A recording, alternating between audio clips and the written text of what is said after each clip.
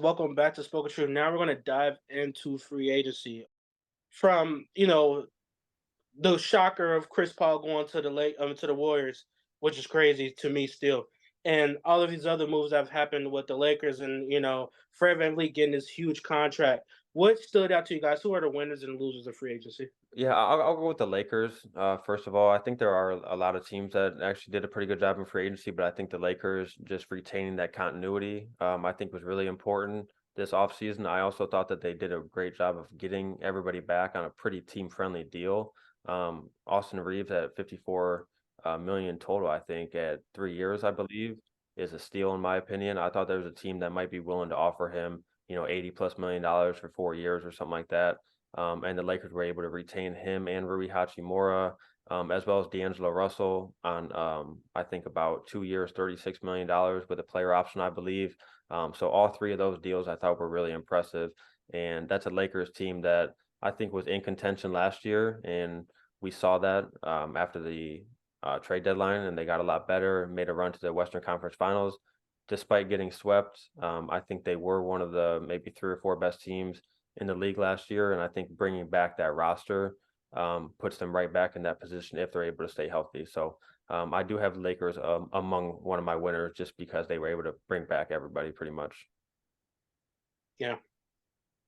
One thing I'll say about that and about last year is that I've heard so many people, they say, it was the closest sweep in NBA history, and I'm like, I just don't know how you guys defend a sweep being the closest. Like, I don't even understand how you come up with the stuff. I don't understand how you say this is the closest sweep in NBA history, and it was a sweep. Like, I don't. I don't know if it was Lost the 4 closest. games, about 24 points. That would Yeah, I don't be know if it was the closest sweep, It and was a sweep. you still got swept at the end of the day. I do agree with that. sure. But I think all 4 games were competitive, and maybe a couple of those games break in a different way. I mean, the Lakers should have won game 1, and game 4, if not 2 and 3 as well. Like, they were in all 4 games. They did get swept. I think there was a significant gap in between them and the Nuggets, but I don't think it's something that they can't close. I do think that the Lakers enter next season as probably one of the top 5 teams in the league, and I think bringing back all their players is the biggest reason why. Yeah, I think they did an incredible job in free agency, and um, I think definitely the biggest question mark now is that can they keep Anthony Davis, LeBron James like healthy throughout the season? And although they're going to miss games, and I expect them. I'm not even going to tell you how many games Anthony Davis is going to miss. I don't even know, but I expect LeBron to miss at least 20 games, maybe. And so, because they have that bridge now, we have to play 65 or more games to qualify for a lot of these awards. So I expect LeBron to load manage a little bit, at least 20 games, in this season. And I expect him to be very ready and prepared for the postseason. Which some good news is that they said he was recovering great. That foot injury, both of Anthony Davis and LeBron's they're recovering great. And the moves that they made are fantastic moves. Bringing back AR, bringing back Hachimura, acquiring someone like Gabe Vincent from the Miami Heat was a credible move. Re-signing D'Angelo Russell. I don't know how I really feel about that because of the lack of defense, but I understand for the offensive purposes, running the offense, why to bring him back. I think the biggest question for the Lakers will be health. I think it comes down to health for this team. This team is definitely a championship level team, championship contending team. It comes down to LeBron James, Anthony Davis, healthy in the postseason.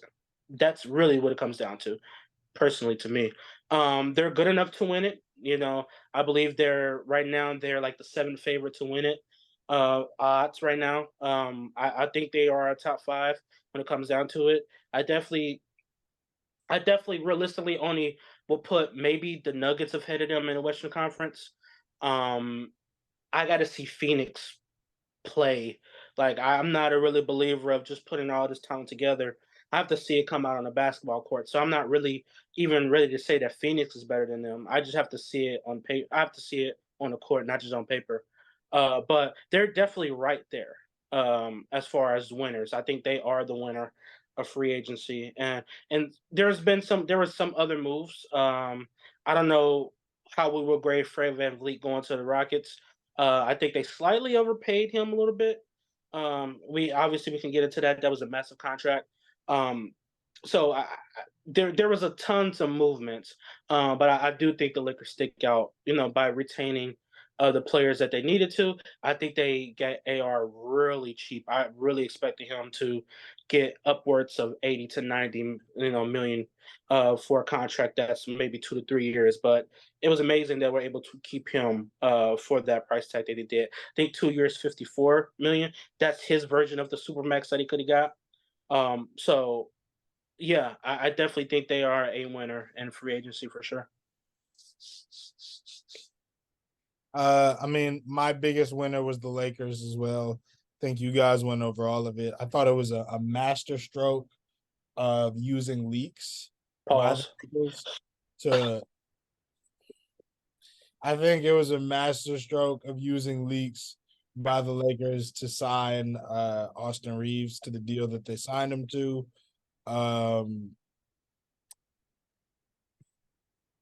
If other with some of the reports of what teams would have been willing to offer to pay him on offer sheets, the Lakers made it clear that they were going to match all of those. And the important thing to note in free agency is that if you make an offer sheet to somebody, even if you don't get them, your cap is still tied up with that player until that situation resolves itself. And so, in the heat of free agency, teams decided they didn't want to offer Austin Reeves, 4 years, 94 million, and then not have the ability to make other moves. With the Lakers making it clear publicly that they were going to match anything. So really smart to put that out there, because what it meant is that they ended up not having to bid against other teams, and they got to just negotiate a deal with him themselves, and they didn't have to worry about it. Really shrewd moves there. And that's before we get into, them adding Torian Prince and Gabe Vincent, re-signing Rui, adding Cam Reddish, who as an NBA GM would get me fired because I would absolutely trade like 2 firsts for Cam Reddish if I could. But that's my biggest winner. Underrated winner I thought was the Dallas Mavericks. Thought they had a really good offseason. I don't think they had a choice but to re-sign Kyrie. Personally, I wouldn't have, gotten into that at all, but it is what it is. I thought the Grant Williams trade was great for them. I think Grant Williams fits beautifully on that team for what their needs are. I think he does a little bit of everything. He shoots the ball well. He's going to play really nicely off of Luka and Kyrie, and he pairs really well with Maxi Kleber in the front court. I also liked the Seth Curry signing with their biannual exception. Really like getting Dante Exum for basically nothing. And if we want to even go this far, I love the fact that they picked up Derek Lively and Olivier Maxence Prosper in the draft. I think all of those players are guys that are going to end up helping them. Derek Lively in particular is a player archetype that they really need on their roster as a rim protecting center with shooting ability.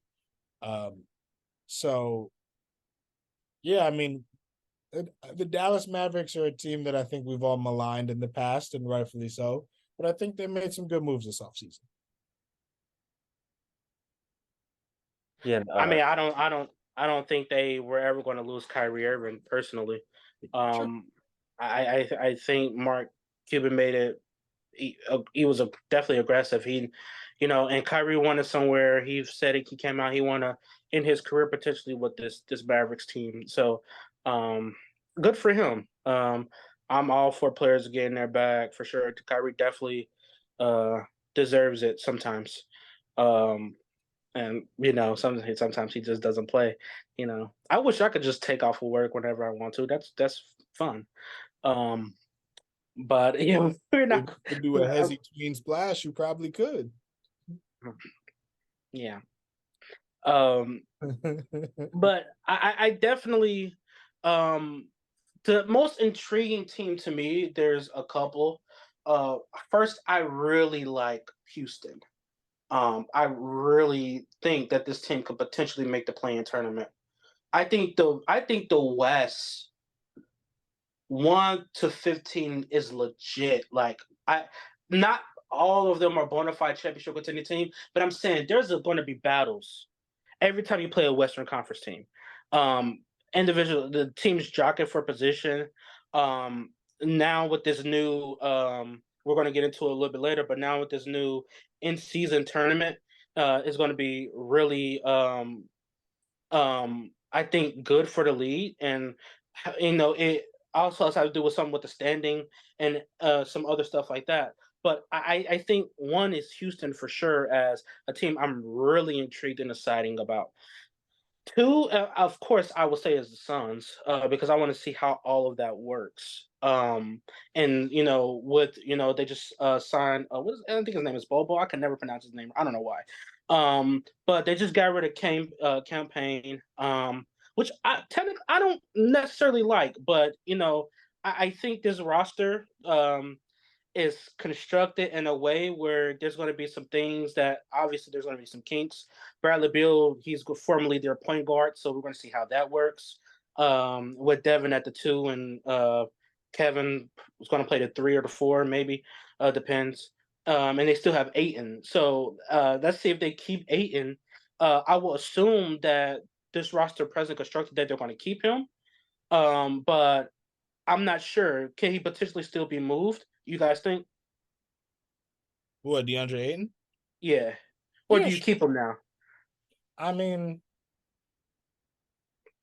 I think if it's me, I like some of the moves that they're making to fill out their roster. Like the Eric Gordon signing is really nice. Bobo, I'm not moving DeAndre Ayton so Bobo can play. No. Bobo is right now a fringe NBA player. Um, there is upside for more, but the highlights do not match the impact and like what he actually is as a basketball. Like not even close. Um, that all being said, like I think in an ideal world, yeah, we're probably moving DeAndre Ayton, seeing if we can just get a different big, or somebody who can set screens, maybe be a vertical spacer, and then just kind of fill out the rest of our roster. Like if we could get like Rashawn Holmes, that would be really nice. But I imagine DeAndre Ayton will now be on the roster to start the season. Yeah. Um yeah, so I think that situation definitely is kind of and how, he fits. I still think he's a great fit. But bringing in these pieces and they filled out their roster. I agree with you, particularly well versus what they had at the beginning of free agency. So they're definitely intriguing, but I just have to see them, on the court, and it's going to take some time. It's going to take 30, 40 games for them to find their rhythm, their routine, and to be able to know their offense and what they want to run. Frankie V, who's going to be, I think, is going to instill that defense in them, something that they're lacking. I think they need that defensive-minded coach, that defensive-minded presence. I'm not really sure if he is the guy, the head coach that they should have picked. I think he would have been a great addition to their roster as an assistant, whatever the case may be. I'm not opposed to him being the head coach. I was looking at someone like maybe like a Doc Rivers, that could have came in and been a vocal point for their offense, bringing in Frankie V to anchor that defense a little bit. To me, that would have been, I think, a good coach kind of 1-2 punch. But I'm not proponent of Frankie V. He's a champion, so let him come in and run that type of style offense and defense that he wants to. But the last intriguing team, to me, and there's a lot of intriguing teams. I think the Spurs could be very intriguing, and I actually think the Spurs could potentially be a play-in team. I wouldn't be surprised. I did want to get you guys' thoughts on. Do you think the Spurs will load manage Wembanyama? But we can get into that in a second. But one of the probably the biggest trade of this free agency was Chris Paul to the Warriors, and I just don't know. Um, I just don't know how that. I know from a logistics standpoint, from an offensive standpoint, how it fits. I just don't know if it was what they needed. Um, I don't think they needed Chris Paul. I think they needed more size. So, what was your guys' impressions on that Chris Paul to the Warriors?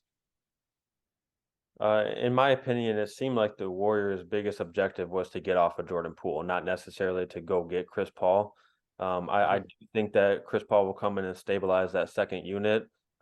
We've talked about on this podcast many times about the Warriors' struggles when Steph Curry's not on the court. That was one of the issues that really hurt them last season. So I do think Chris Paul will help in that case, and he's just going to be somebody that's more consistent than Jordan Poole was. You also get off of the Jordan Poole contract, which was kind of limiting their flexibility going forward, especially with With the second apron. yeah, with that coming into effect soon. That was definitely gonna kind of I think kind of tighten them a little bit with what they could do going forward. So I think they just wanted to get off of Jordan Poole. And then obviously, with what happened with Poole and Draymond last offseason with the punch, it just seemed like that um, I don't know. I don't know that the environment was really going to work going forward. It just didn't seem like it. And I think the Warriors just decided that it was the time to move on right now. So I do think Chris Paul coming in will probably help. I don't know that it really pushes them over the top to make them a championship contender again. I think they're on the fringe of that. I don't know how much this impacts it though, because Danny, I agree with you that I feel like they needed something else besides Chris Paul. Mhm. I would agree with both of you that I think Chris Paul probably wasn't the biggest need for the Warriors. I see some of the vision. Like one of the issues that they had last year in the playoffs was that, they really only had two ball handlers, um, two guys who could create their own shot consistently as a primary ball handler and, create their own shot and create for others on the roster in the rotation, Jordan Poole, Steph Curry. Obviously, we all saw Jordan Poole didn't play very well in the playoffs, and so they were really Steph heavy, and it was an issue. So I do think this Chris Paul move is a step towards rectifying that. However, like the rest of you, I think more size would have been something really valuable for them. I think they really need wings, and that's that's a place where they really need to step out and go make it happen. They miss having a guy like Otto Porter Jr. on the roster a lot. Which side note, the Warriors must have performed some sort of magic or wizardry on Otto Porter Jr. Because if you look at the count of games played with him in that year in Golden State versus all of the other years he's had recently, it's been kind of crazy. He Yeah, played he played 63 games with the Warriors, and if you look at the 3 years before that, he played 28, 25, and 3 games, and if we look at last year, he played 8 games. And made it, 63 games and made it through a full playoff run. Shout out to the Warriors training staff.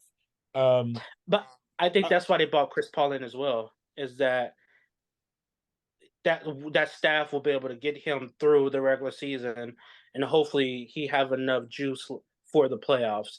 So, kind of in that realm, I kind of see the vision as well. and that kind of actually goes to another point that I was about to make. Jordan Poole played 82 games last year. So, the Warriors for large chunks of the season, them making the playoffs was not a sure bet, especially when Steph went down. Part of the reason that they made the playoffs in the first place is because Jordan Poole and Klay Thompson got them there and picked up the burden of scoring and, some shot creation. And like Chris Paul is not playing 82 games, nor should that be the goal at this point in his Yeah, career. Um, and so with them not necessarily addressing some of these other holes on the roster, they might they might be leaving themselves in a bad position mid-season if and when Chris Paul is absent. So I'm very interested in what that looks like. Also very interested in the reports that Chris Paul expects to start in a super small lineup with, what would be Steph and Clay, him, presumably Andrew Wiggins and Draymond Green. This will just be interesting. We'll just say that. I don't know how well that works full time, but I I don't think he starts. I think he wants to start. Um, I don't know how you start that lineup with him playing on one, move a step to the two. You got Clay at the three, Wiggs at the floor, and you bench Looney. You bring in Draymond for the five. I don't know that version of thing. We were talking just last podcast. However, that small ball lineup, it's not it anymore. It is not always guaranteed that it's going to be a success. So I don't think he starts. I think he's going to be very into running that second unit. 1 second, guys.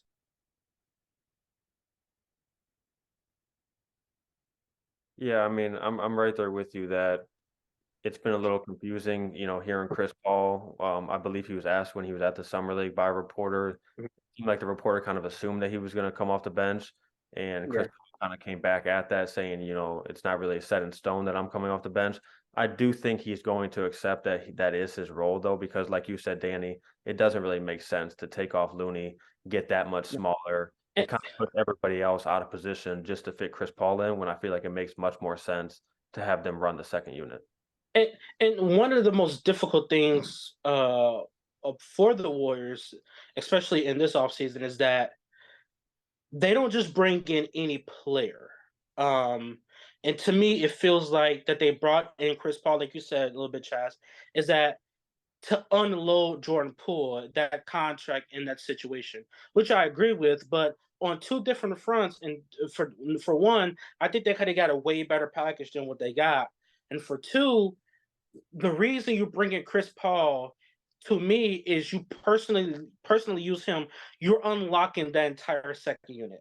Kaminga, Moody, GP2. You're unlock Moody and Kaminga need someone like Chris Paul to set them up, make the right play, make the right pass, and be able to set them up for success.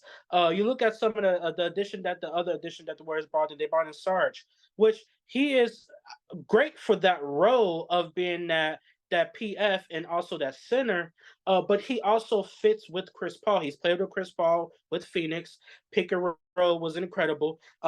He was able to. The screens were amazing. He was able to set other shooters up like Devin Booker, and at the time Chris Paul, where he was able to knock down that three when he was open, sometimes when he was contested, to set those individuals up for success. So the Warriors are trying to bring someone in that can fit that system of not necessarily being a predominantly overwhelmingly dominant individual at the five, but know how to pick and roll, know how to screen, know how to get boards, know how to stretch the floor, know how to pick and pop.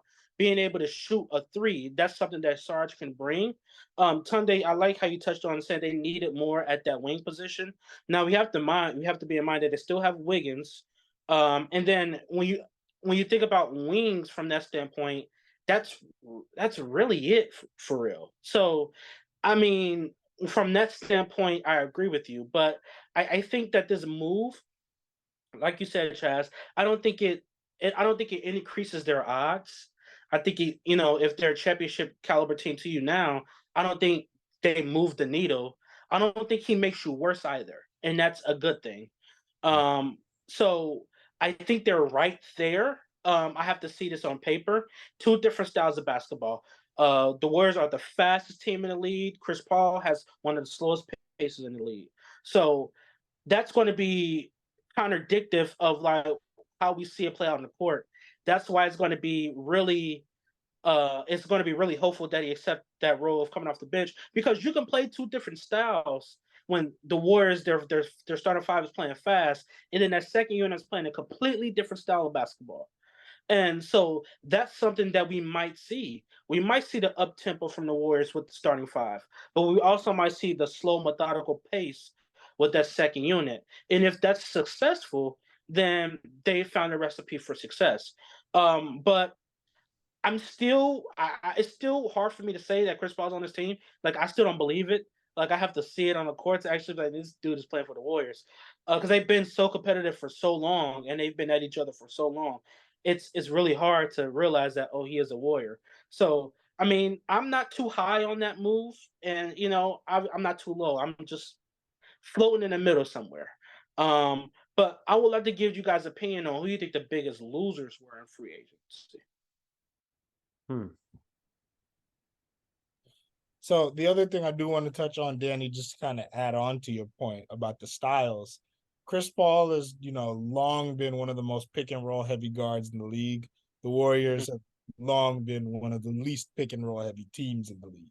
So just again, like you said, very interesting marriage there. So when kind of piggybacking off of that and going into, you know, losers in the off season here. The first team that comes to mind for me is probably, Portland. Um just from a free agency perspective, uh Jeremy Grant is is a good player. Jeremy Grant is a very good player. Does a lot of Mhm. good things. He's exactly the kind of player they've needed on their roster for a while. The deal they gave him is a bit much for my tastes, especially because it's a 5-year deal. Um, that's a little bit of a rough one for me. And then obviously we all know the big one. They're losing Damian Lillard. Like the relationship is coming to an end. Uh, that really hurts. They've got some really exciting young guards and young prospects. Guys like Anthony Simons, even if he's not 6'3", I can say that with confidence because I stood next to him last week.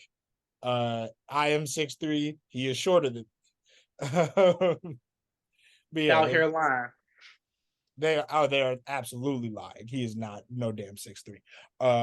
But anyways, yeah, they've got exciting young guard prospects. But yeah, you lose again, one of the best players in your franchise's history. It's a sad day for you. And then Toronto, I would say, is another loser. Um, I don't like the fact that they lost Fred VanVleet for nothing when I think it's been kind of clear for a while that he didn't plan on coming back. I don't think that Dennis Schroeder, necessarily fills that hole. I think that like some of the other signings, like Jalen McDaniels, again, nice signing, but it's not going to fill, the primary shot creator hole that they really, really need.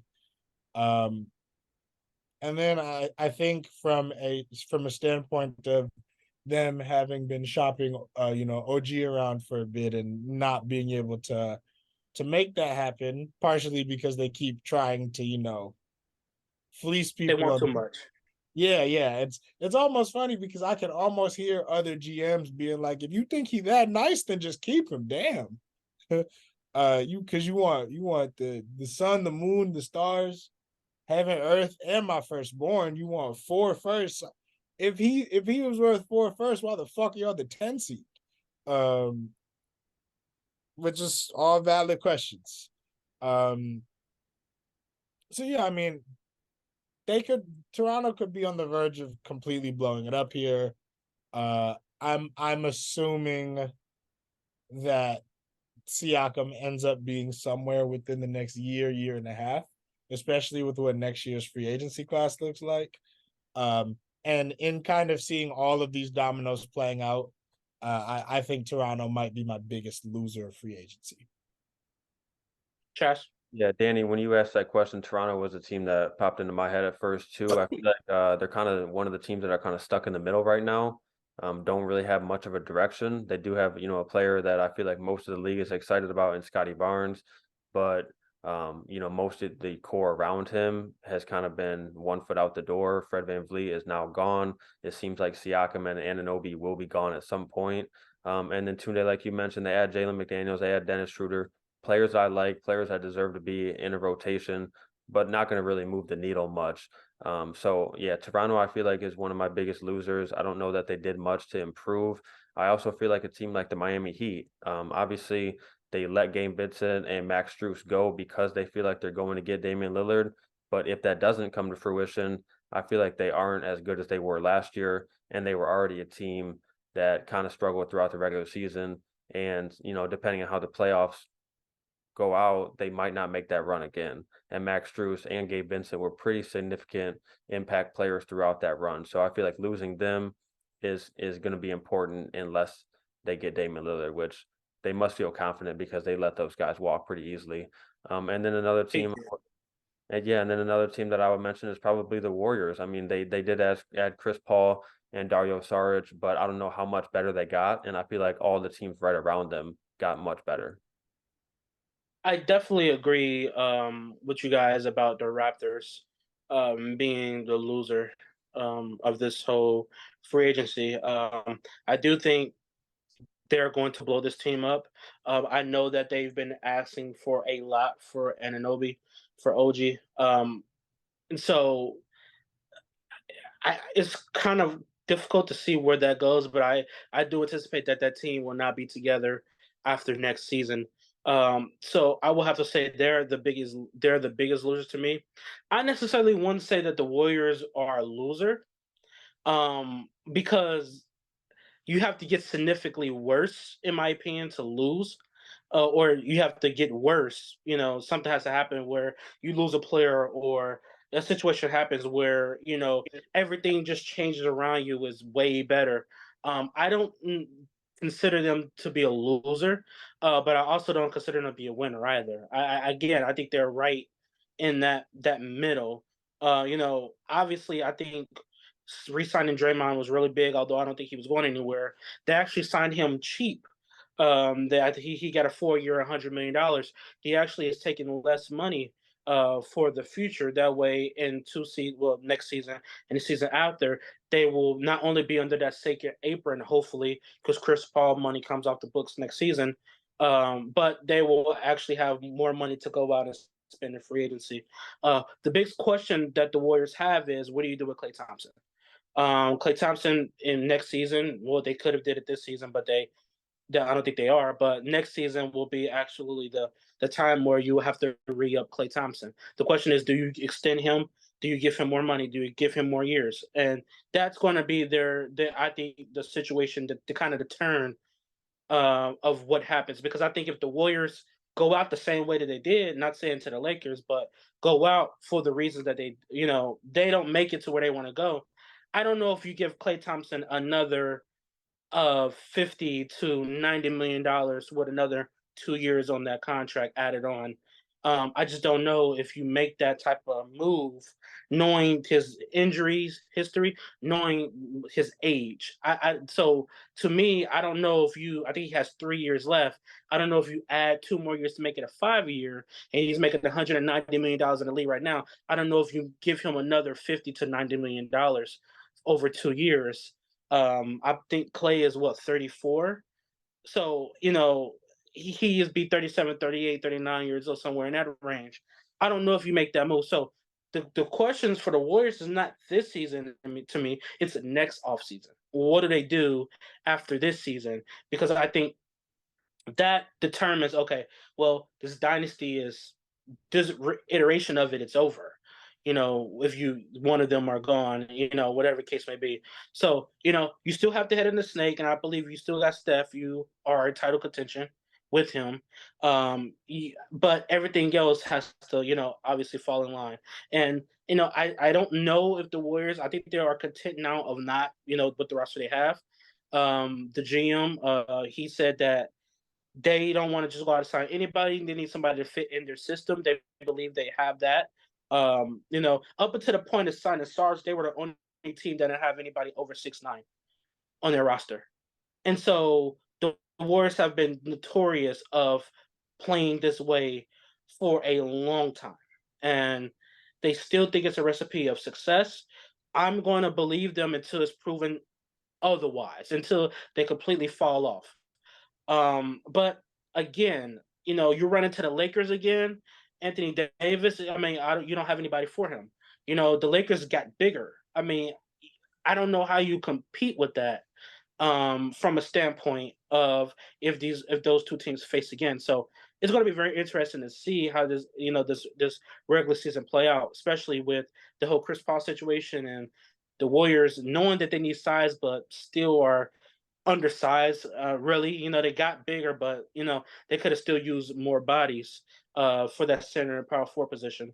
So I don't think they got worse, and being a loser to me is that you got worse. Your team got worse off, but I still think they're like right there. I don't. They're not the favorites, but they're like right in the middle somewhere.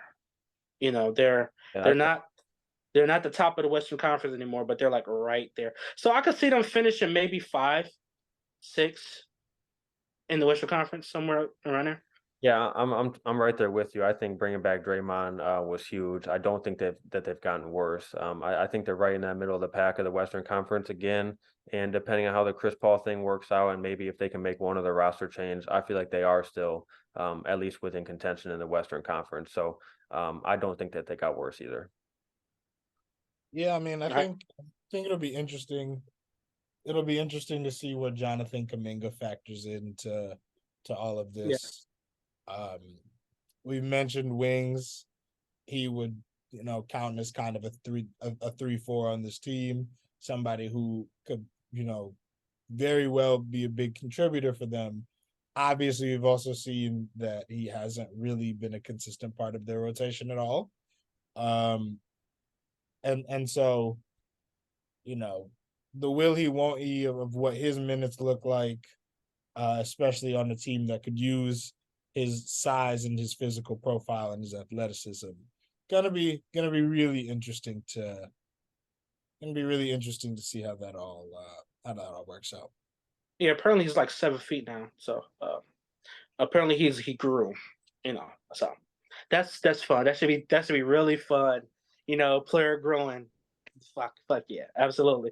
No, but I think one of the biggest things for them is that you brung in Chris Paul. I think for one, this is the biggest reason that he can help is unlocking Jonathan Kaminga.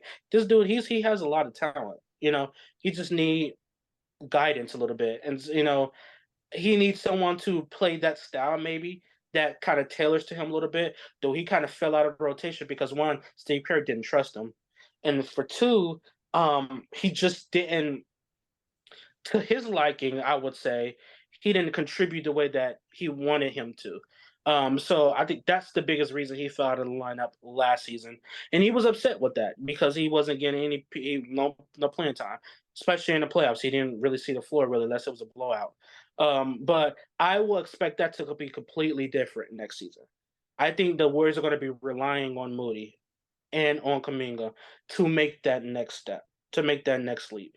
Because if they do, then this whole conversation about the Warriors, floating right there, I think it could change. I think they can be a top 4, top 3 seed if those individuals play like how we expect them to, or their capabilities of playing. So I really think they are the key. I don't think it's no longer Steph, Clay, and Draymond as obviously they're the primary factors, but I think they're going to need those others to contribute and help. Um, I agree. I'm expecting pretty big seasons from Kuminga a and Moody. big leap, a Yep, big and leap. I think Chris Paul, the addition of him is going to help them as well. Yeah. In hindsight, I wouldn't say that the James Wiseman trade was a mistake. But if you ask me that in maybe 2 years and see how things play out, we can very well revisit that trade and be like, the Warriors probably should have never got rid of him because he had size, he had length, and then you bring in Chris Paul, what, 2 seasons later, and him with Chris Paul would have been incredible. So if I look at this team maybe 2-3 years down the line and see how Wiseman is playing in Detroit, and I'd be like, man, the Warriors really dropped the ball with that move. But it's going to take some time to see how he really develops. Yeah, And I know the Warriors didn't have time for that, but I'm saying that they brought in Chris Paul. If they kept Moody and Kaminga, and they still brought in Chris Paul, and if they still had Wiseman, we could have been looking at a really different team. So it's really gonna be it's gonna be interesting to see how he develops. I'm really paying attention to Detroit to see because he can give you 23 and what 11, 12 boards. Like I think he has that capacity, that capability to do that.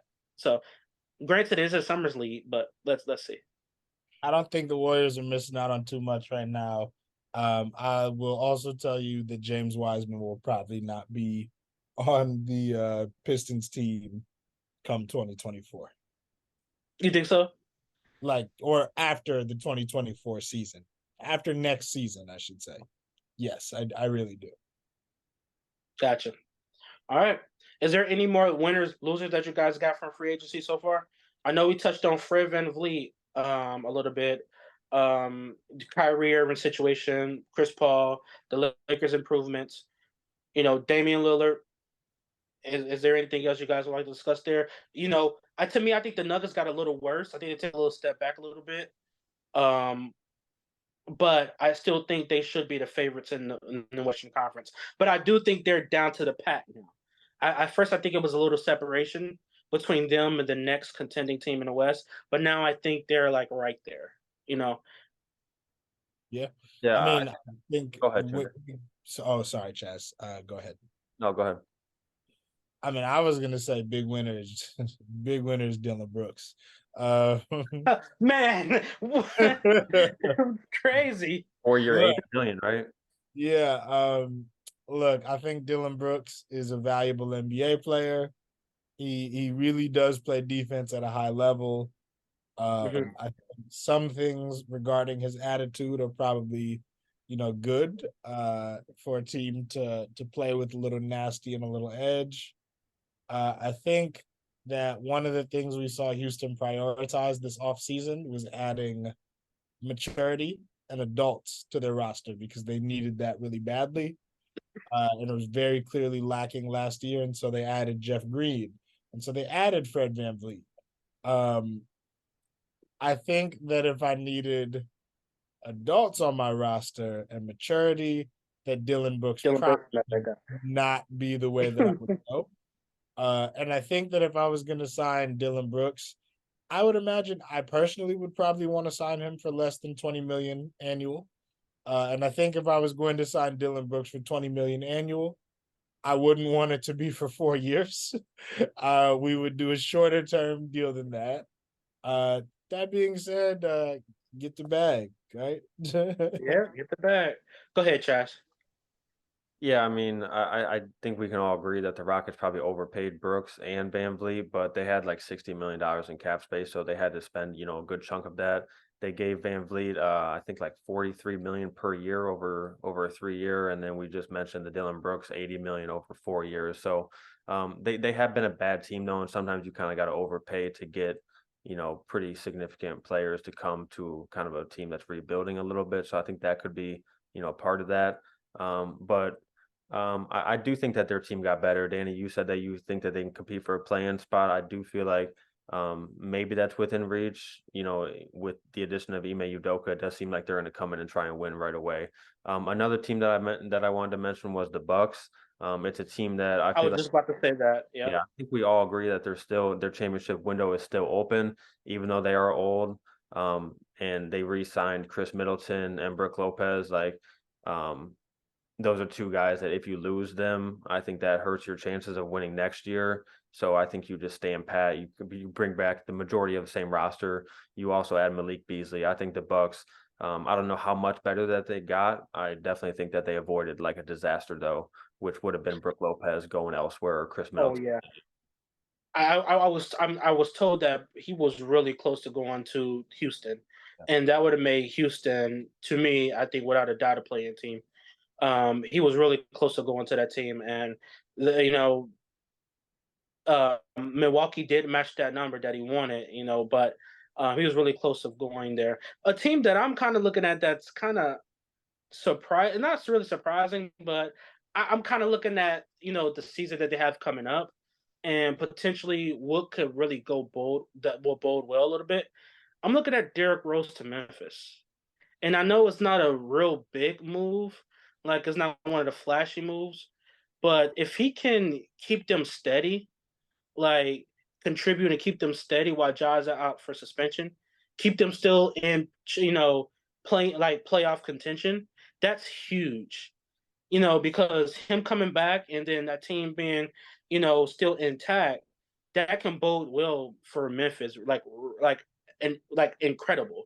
If Derrick Rose could come in and basically contribute, I'm not going to say he's not going to give you what Ja give you, but if he could come in and be a valuable piece, and Memphis is still able to hover around, maybe that 5, 6, 7 spot, and they could come in and make some noise in the playoffs, that's huge in my opinion. And then again, I wanted to before you said it, Chaz, I wanted to say Milwaukee as well. I think Milwaukee kind of solidified themselves as that championship team. If they're to me, they're number one, but if not, I think they're the second best team in the Eastern Conference, and they're right there, competing for the championship next year, in my opinion.